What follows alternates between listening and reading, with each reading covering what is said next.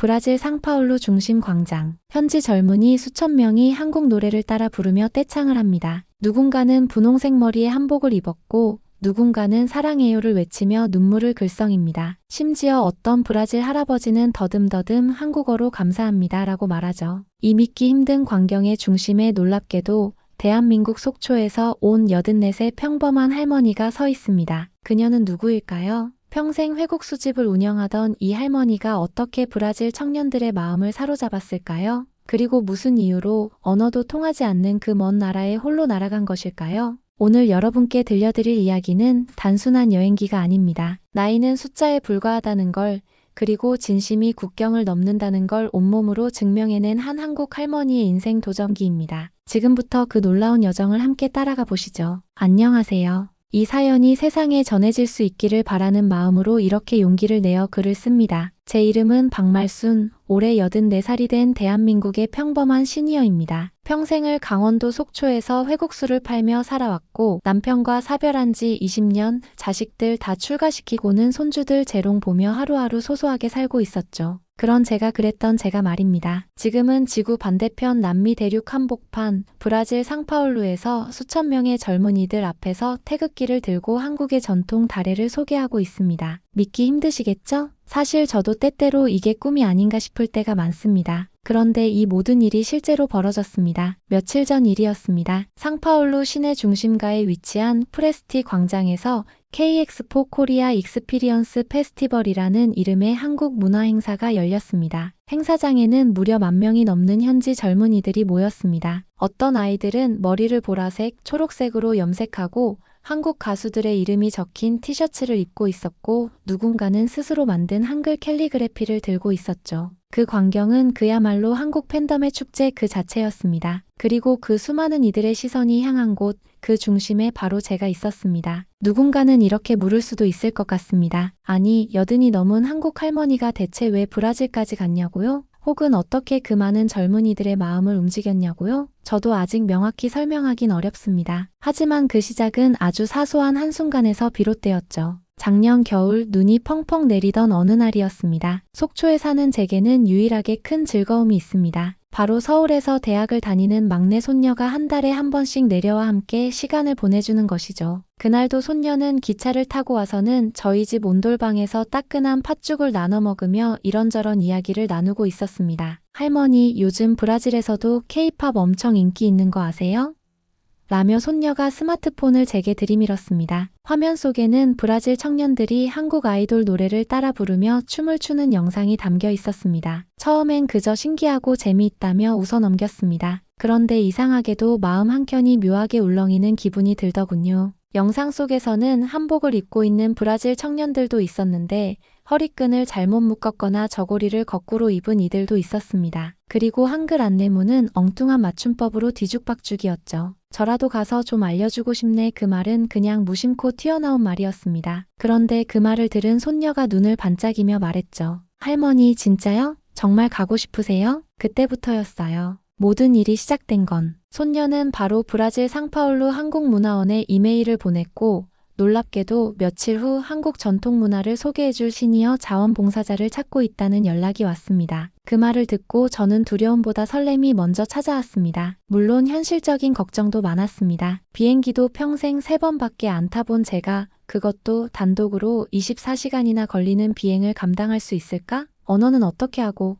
낯선 환경에서 건강은 어떻게 챙길까? 하지만 마음 한구석에서 어쩌면 지금이 아니면 다시는 이런 기회가 없을지도 모른다는 생각이 들었습니다. 젊었을 땐 가족 때문에, 생계 때문에 하고 싶던 것들을 다 미루었거든요. 이 나이에라도 제 인생에서 단 한 번 저만을 위한 도전을 해보고 싶었습니다. 그 이야기를 가족들에게 꺼냈을 땐 예상대로 난리가 났습니다. 큰아들은 어머니 80 넘어서 뭔 브라질이에요?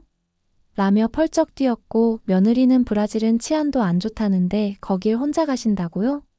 라며 손사래를 쳤습니다. 하지만 저는 단호하게 말했습니다. 이번 한 번만큼은 내 뜻대로 해보고 싶네. 결국 가족들도 저의 진심을 이해해 주었습니다. 특히 손녀는 매일 저와 함께 포르투갈어 기본 회화 연습을 도왔고 한복 입는 법과 다래 절하는 법, 김치 담그는 법까지 영상으로 정리해 주었습니다. 준비는 생각보다 훨씬 복잡했고 체력적으로도 녹록지 않았습니다. 하지만 그 과정에서 저는 제 인생에서 단 한 번도 경험해보지 못한 벅찬 감정을 느꼈습니다. 살아있다는 것을 전신으로 느꼈다야요. 출발 당일 인천공항에 도착했을 때 거대한 비행기를 보며 다리가 후들거렸습니다. 이 거대한 쇳덩어리를 타고 태평양을 건너 남미로 향한다니 실감이 나지 않았습니다. 하지만 손녀가 써준 편지를 품에 안고 심호흡을 하며 기내에 올랐습니다. 김말순, 겁먹지 마라. 지금까지도 잘 살아왔고 앞으로도 잘 해낼 거야. 브라질 상파울루로 가는 비행기 안에서 저는 창밖 구름을 멍하니 바라보았습니다. 장장 24시간이 넘는 여정, 체력적으로 쉽지 않았지만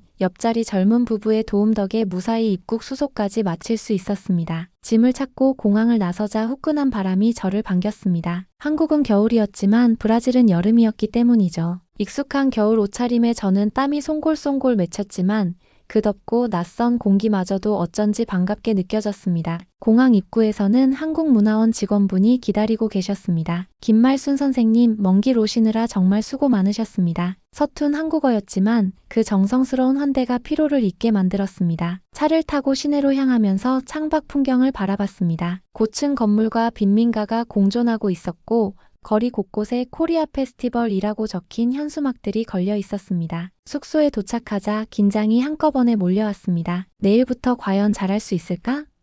라는 걱정이 머리를 스쳤지만 손녀가 챙겨준 자료들을 하나하나 꺼내며 마음을 다잡았습니다. 차 마시는 예절, 한복 입는 법, 절하는 법, 제가 평생 당연하게 여겼던 것들이 이제는 누군가에게 소중한 배움이 될 수 있다는 사실에 가슴이 벅차올랐습니다. 다음 날 아침 문화원으로 향했습니다. 입구에는 커다란 태극기가 펄럭이고 있었고 그 아래엔 수많은 브라질 청년들이 삼삼오오 모여 있었습니다. 피어싱을 한 청년, 분홍 머리를 한 소녀, 가슴에 BTS 배지를 단 학생까지. 그들의 눈빛은 기대와 호기심으로 반짝이고 있었고 저를 보는 순간 작은 환호성이 터졌습니다. 안녕하세요. 저는 한국에서 온 박말순입니다. 통역사의 도움을 받아 간단한 자기소개를 마쳤고 청년들은 박수로 저를 반겨주었습니다. 처음 수업은 한복 입는 법이었습니다. 그런데 예상치 못한 문제가 생겼습니다. 제가 한국에서 가져온 한복들이 대부분 한국 성인 여성 기준 사이즈였기 때문에 체격이 더 큰 브라질 청년들에게는 맞지 않았던 겁니다. 하지만 그들은 전혀 개의치 않았습니다. 오히려 너무 귀엽다며 서로 옷을 바꿔 입고 작아도 함께 사진을 찍고 즐거워했죠. 어떤 청년은 짧은 치마를 입고 린다를 외쳤는데 그 말이 포르투갈어로 아름답다는 뜻이라는 걸 그날 처음 알았습니다. 그 다음은 절하는 법을 가르치는 시간이었습니다. 한국에서야 너무나 익숙한 동작이지만 외국인들에게는 낯설고 복잡했을 겁니다. 무릎을 꿇고 손을 모아 고개를 숙이는 동작의 한 청년은 너무 깊이 숙이다가 앞으로 고꾸라졌고 그 모습을 보고 모두가 웃음을 터뜨렸습니다. 저도 웃으며 천천히 정성을 담아서라고 말했고 통역사가 그 말을 전하자 모두가 진지한 표정으로 따라했습니다. 그 서툰 동작 속에 깃든 진심을 보며 저는 울컥했죠. 점심시간에는 문화원 측에서 한국 음식을 준비해 주셨습니다. 김밥, 잡채, 불고기까지. 익숙한 향기와 맛에 낯선 땅에서의 긴장이 한결 누그러졌습니다. 함께 식사를 하며 이야기를 나누던 중 한 청년이 조심스럽게 물었습니다. 할머니, 한국은 진짜 드라마처럼 아름다워요? 순간 말문이 막혔습니다. 드라마야 아름답게 그려지지만 실제 삶은 그보다 훨씬 더 복잡하고 힘들 때도 많죠. 잠시 생각한 후 저는 이렇게 말했습니다. 드라마보다 더 아름답고 때로는 더 힘들기도 합니다. 하지만 그게 진짜 삶이라는 거죠.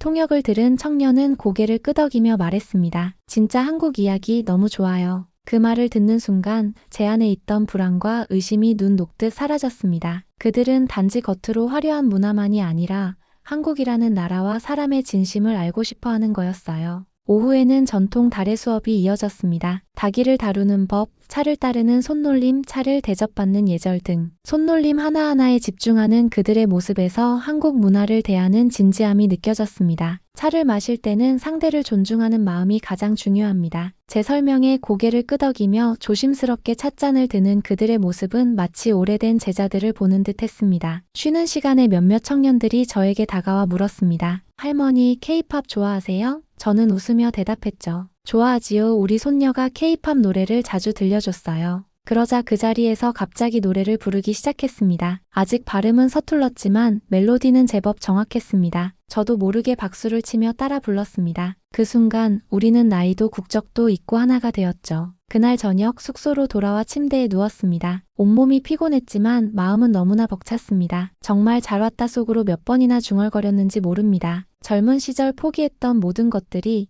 이 한 번의 도전으로 조금은 회복되는 느낌이 들었습니다. 다음 날부터는 본격적으로 K-엑스포 행사를 준비하는 일정이 시작되었습니다. 제가 가르친 브라질 청년들이 자원봉사자로 나서서 다른 시민들에게 한복 입는 법과 절 예절을 가르치고 있었죠. 할머니, 이제 저희가 해볼게요.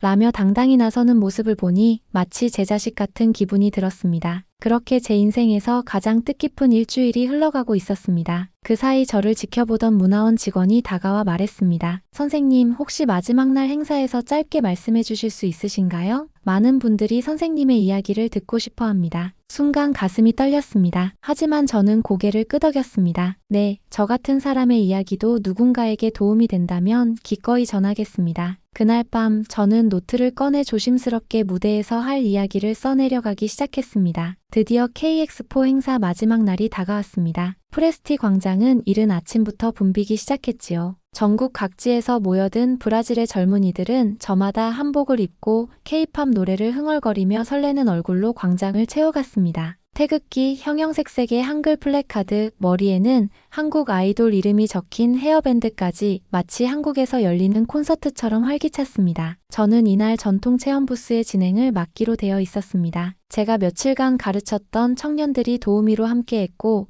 한복 입어보기, 다도 체험, 절 예절 교육 등이 이어졌습니다. 수많은 사람들이 줄을 서서 차례를 기다리고 있었고 할머니 한 번만 같이 사진 찍어주세요.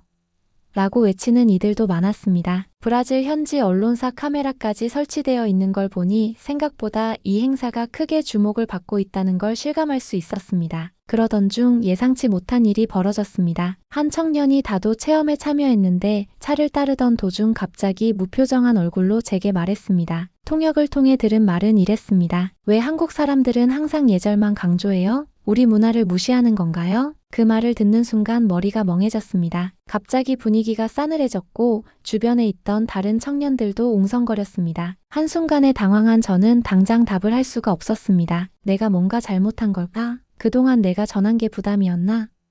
수백 가지 생각이 머리를 스쳤습니다. 그러자 통역을 하던 직원이 조심스럽게 다가와 설명을 해주었습니다. 그 청년은 최근 한 한국 드라마를 보고 그 속에 나오는 예절 강요 장면을 실제 한국 문화라고 오해하고 있었던 것입니다. 특히 그 드라마에서는 엄격한 유교적 전통과 가부장 문화가 강조되어 있었고 그게 한국인 전체의 태도라고 느꼈던 모양이었습니다. 순간 저는 깊은 숨을 들이쉬고 조심스럽게 말을 꺼냈습니다. 우리는 예절을 중요하게 여깁니다. 하지만 그것이 강요가 되어서는 안 되지요. 예절은 타인을 존중하는 마음에서 비롯된 것이고 저는 그것이 진심으로 전달되기를 바랐습니다. 통역이 그 말을 전달하자 청년은 고개를 숙이며 말했습니다. 죄송합니다. 제가 너무 성급하게 판단했어요. 할머니는 정말 따뜻한 마음으로 대해주셨어요. 순간 저도 모르게 눈가가 붉어졌습니다. 언어가 다르고 문화가 달라도 이렇게 진심이 오가는구나 하는 생각이 들었습니다. 그 사건을 계기로 저는 중요한 것을 깨달았습니다. 한국 문화를 전한다는 것은 단지 겉모습이나 형식을 소개하는 것이 아니라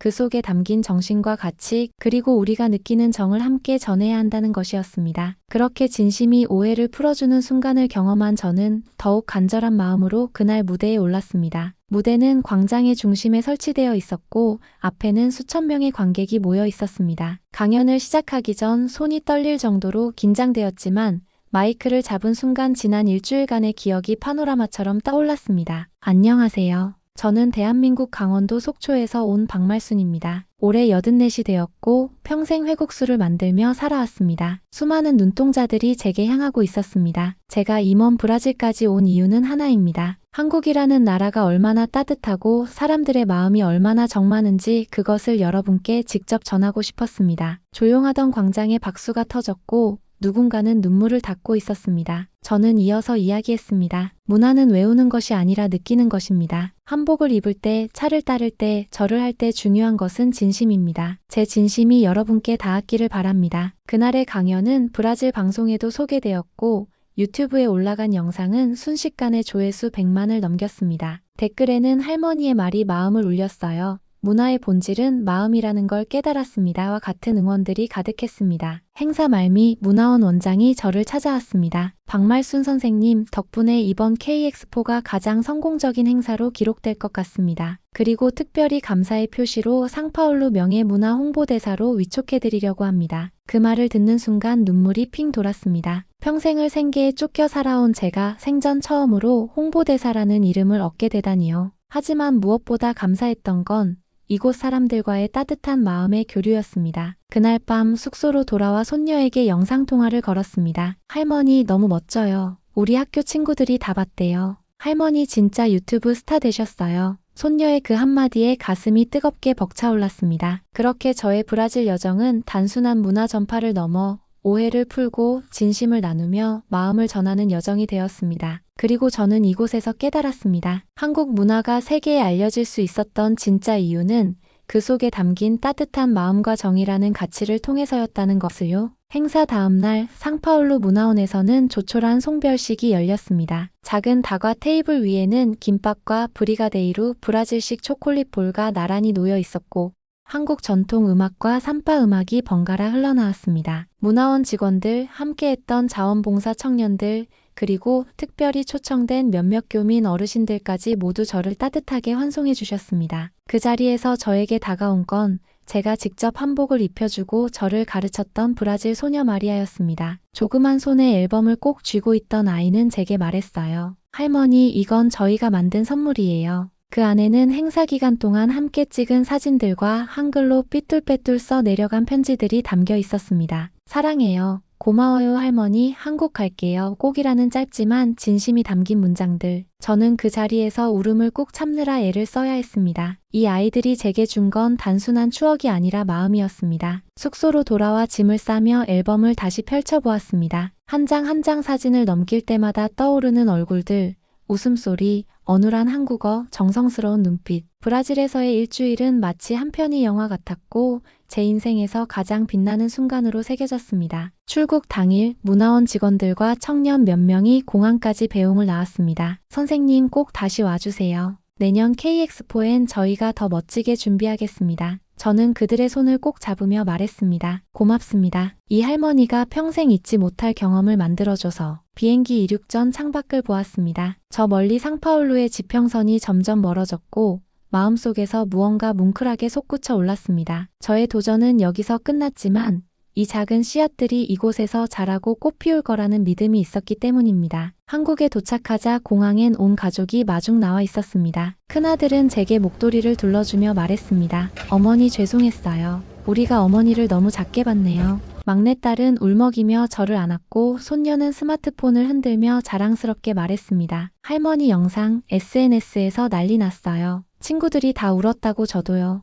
집에 돌아와 짐을 풀며 브라질에서 받은 선물들을 하나씩 꺼냈습니다. 손편지, 작은 전통 공예품, 문화원에서 만든 감사장 그 중에서도 가장 소중한 것은 마리아가 직접 만든 앨범과 전쟁 참전 용사의 아내가 선물해준 묵주였습니다. 그 묵주는 지금도 제 침대 머리맡에 걸려 있고 매일 밤 기도할 때마다 브라질에서의 그 일주일을 떠올립니다. 그로부터 한 달 뒤 저는 지역 문화센터의 제안을 받고 시니어 글로벌 챌린지라는 이름의 프로그램을 시작하게 되었습니다. 은퇴 후 방황하던 어르신들이 직접 해외 자원활동에 참여하거나 국내에 거주하는 외국인을 대상으로 전통 문화를 소개하는 봉사활동이었죠. 처음엔 조심스럽던 분들도 말순 할머니도 하셨잖아요. 나도 한번 해볼까 싶었어요. 라며 하나 둘 모여들기 시작했습니다. 그리고 놀라운 소식이 또 한 번 찾아왔습니다. 제가 브라질에서 가르쳤던 청년 중 한 명, 이름도 마리아였던 그 소녀가 한국 정부의 장학 프로그램에 선발되어 한국으로 유학을 오게 되었다는 소식이었습니다. 제가 공항에 마중 나갔고 서로 눈을 마주친 순간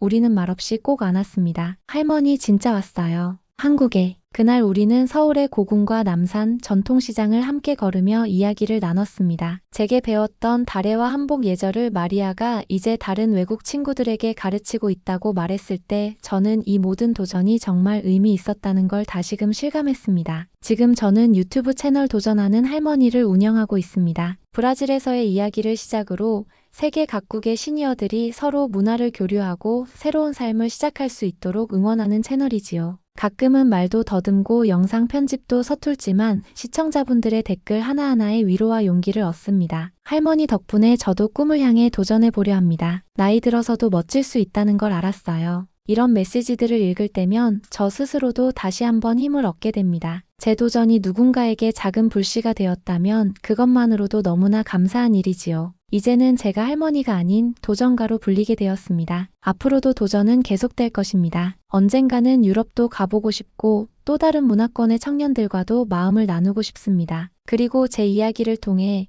더 많은 사람들이 자신만의 삶을 향한 한 걸음을 내딛게 된다면 그보다 더 보람된 일은 없을 것 같습니다. 여러분, 지금 이 이야기를 읽고 계신 분이 계시다면 꼭 말씀드리고 싶습니다. 나이는 정말 숫자일 뿐입니다. 두렵다고, 늦었다고 머뭇거리지 마세요. 지금 이 순간에도 여러분의 안에는 무한한 가능성이 잠들어 있습니다. 저처럼 아주 작은 호기심 하나가 인생 전체를 뒤바꾸는 멋진 변화가 될 수도 있으니까요. 지금 도전하세요. 삶은 언제나 그 한 걸음부터 시작됩니다. 여러분은 어떻게 느끼셨나요? 84세 평범한 한국 할머니가 낯선 브라질 땅에서 펼친 이 놀라운 도전 이야기, 여러분의 마음에도 작은 울림을 주었나요? 혹시 여러분도 가슴속에 간직한 도전이나 꿈이 있다면 댓글로 나눠주세요. 여러분의 이야기도 누군가에게 큰 용기가 될 수 있습니다. 오늘 이야기가 마음에 드셨다면 좋아요 버튼 꼭 눌러주시고요. 앞으로도 이렇게 감동과 영감을 주는 특별한 이야기들을 계속 듣고 싶으시다면 구독 버튼도 꼭 눌러주세요. 여러분의 응원이 저희에겐 더 좋은 이야기를 만들어갈 수 있는 큰 힘이 됩니다.